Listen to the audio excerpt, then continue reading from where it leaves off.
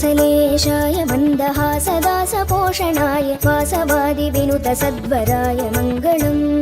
कोसलेशाय मन्दहासदासपोषणाय वासवादिविनुतसद्वराय मङ्गलम्। चारुकुङ्कुमोपेतचन्दनादिचर्चिताय हारकटकशोभिताय भूरि मङ्गलम्। चारुकुङ्कुमोपेतचन्दनादिचर्चिताय हारकटकशोभिताय भूरि मङ्गलम्। ललितरत्नकुण्डलाय तुलसीवनमालिकाय जलधसदृशदेहाय चारुमङ्गलम्। ललितरत्नकुण्डलाय तुलसीवनमालिकाय जलधसदृशदेहाय चारुमङ्गलम्। देवकीसुपुत्राय देवदेवोत्तमाय भावज गुरुवराय भव्यमङ्गलम्।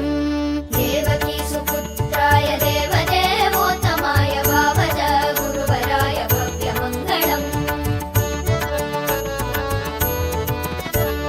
पुण्डरीकाक्षाय पूर्णचन्द्राननाय अण्डजातवाहनाय अतुलमङ्गलम्।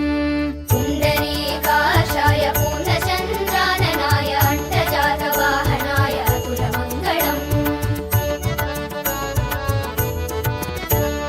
विमलरूपाय विविधवेदान्तवेद्याय सुमुखचित्तकामिताय शुभ्रमङ्गलम्।